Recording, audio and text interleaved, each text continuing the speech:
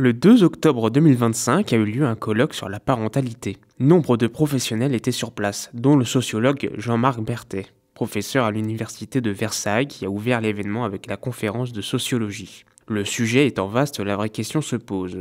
Qu'a-t-il voulu dire dans sa conférence ? Qu'est-ce que j'ai voulu dire ? Que derrière la parentalité, il y avait à la fois des transformations objectives des familles, recomposer, décomposer en recomposition, la montée des familles monoparentales, etc., du monoparent.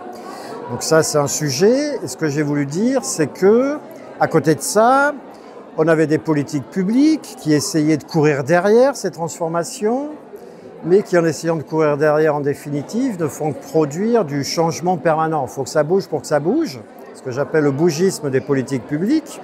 Ça pose des injonctions permanentes au changement, à l'innovation, à l'expérimentation. Je n'ai pas assez insisté là-dessus, mais il y avait tellement de choses à dire, je n'ai pas pu tout dire, évidemment. Ça bouge pour les professionnels, mais aussi pour les familles. Bien sûr, nécessairement, puisque les familles, elles bougent de facto, du fait des transformations même de la société, de ses compositions familiales, etc.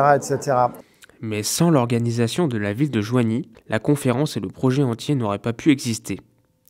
En fait, Joigny est inscrite dans plusieurs dispositifs, tels que le contrat de ville, la cité éducative ou encore la CTG. Chaque diagnostic révèle une chose, les parents sont plutôt absents. À chaque fois, il n'y a que peu d'évolution. Une question ressort, les parents attendent-ils quelque chose ? Donc c'est pour ça que nous avons décidé de travailler sur la parentalité et pour un petit peu faire bouger les lignes et faire bouger les représentations en fait.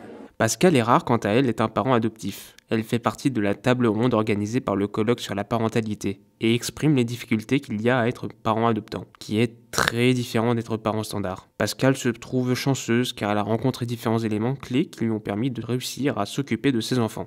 Oui, donc quand on avait accueilli les enfants avec mon mari, donc on cherchait des lieux pour jouer et puis je me souvenais d'un endroit coloré qui s'appelait la Courte Échelle sur Montbéliard parce que je passais devant quand j'étais au travail. Et c'est un lieu d'accueil enfants-parents et ça a été magique, voilà, donc le pur hasard, le soutien à la parentalité adoptive du hasard, le magazine Vue du Doubs dans la boîte aux lettres et puis voilà, il existe un groupe de soutien et on a adhéré et ça a été formidable. Oui, parce qu'en fait, les professionnels de l'enfance, quand on adopte, nous disent toujours qu'ils sont là et s'il y a un problème, ils seront bien là, mais on n'ose pas les appeler.